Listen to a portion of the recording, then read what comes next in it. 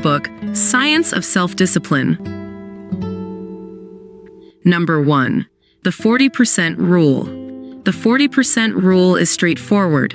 It says that when an individual's mind begins telling them that they are physically or emotionally maxed out, in reality they have only pushed themselves to 40% of their full capacity.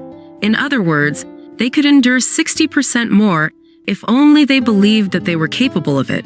When you think you have reached your limits, you're not even close. And whether you can keep going or not depends on if you believe it. It's quite a feat to feel that you've reached your limits and say to yourself that you're only 40% done. It's an acceptance of pain and suffering. We are usually ready to give up around the time that we begin to feel pain or are barely pressing our boundaries.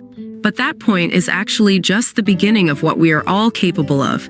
And the key to unlocking more potential is to push through the initial discomfort and the self-doubt that surfaces along with it. By maintaining a belief in yourself, you show yourself that you can do more, and that evidence builds your confidence and mental toughness. Number 2. Motivation may be categorized into extrinsic or intrinsic forms. Extrinsic motivation is external to money, material rewards, others' opinions or esteem, punishment, and is rooted in your need to accumulate wealth and achieve high social status. On the other hand, intrinsic motivation is powered by an innate purpose, a seeking of fulfillment, not overly concerned with pleasing others, but driven by the desire for personal growth and improvement. Both extrinsic and intrinsic motivation can be used effectively to power your self-discipline. What's essential is that you are aware of what motivates you and how to use these factors to help you. According to Aristotle's theory of motivation, the 7 causes for human action are chance, nature, compulsions, habits, anger, passion, and appetite for pleasure. Number 3. One other biological factor at play when it comes to willpower is stress. While we often think of stress as a psychological construct, we must also recognize that its manifestation is very physical. Whenever we are under a lot of stress, we are thrown back into our panicked, fight or flight mode and are more likely to act instinctively and irrationally. Stress diverts energy away from the prefrontal cortex and causes us to focus more on short-term outcomes, which influences us to make regrettable decisions. There are plenty of opportunities for willpower on a daily basis, so you can prevent it from ever reaching dangerously depleted levels. All of those opportunities boil down to decreasing the amount of willpower you have to use by being smart about the decisions you have to make and the temptations you have to resist. Number 4. Believing that you can do more will make it true.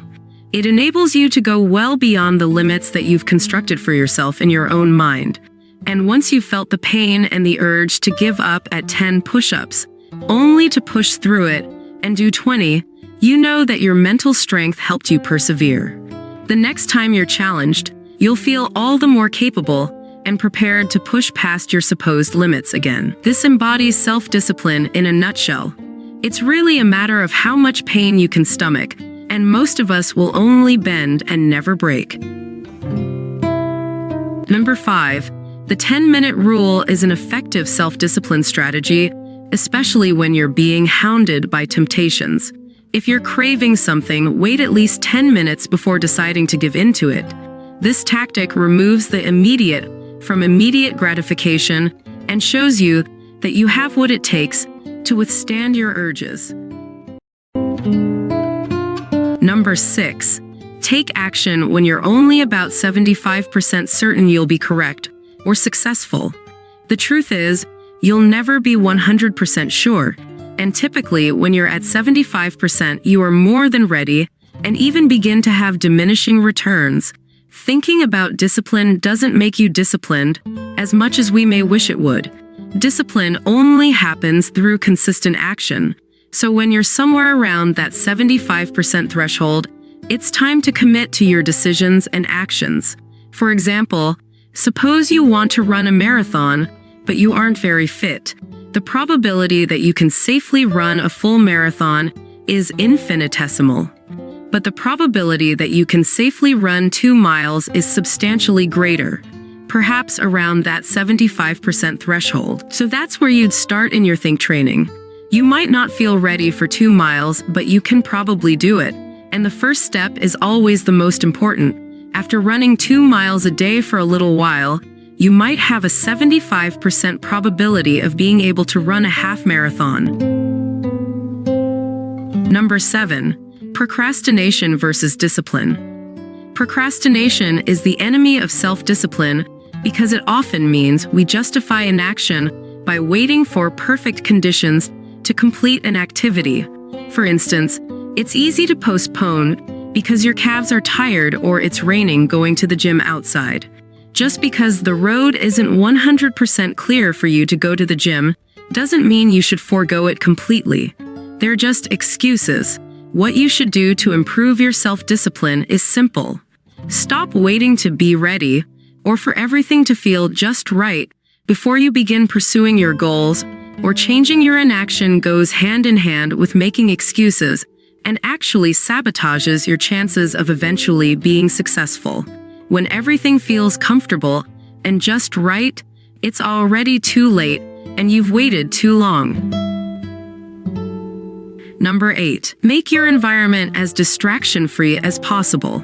When you're constantly being bombarded by distractions, you need to draw on your willpower resources to resist them. As this process is underway in the background, you are usually unaware of how your self-discipline is being eaten away until you finally snap and give in to temptation.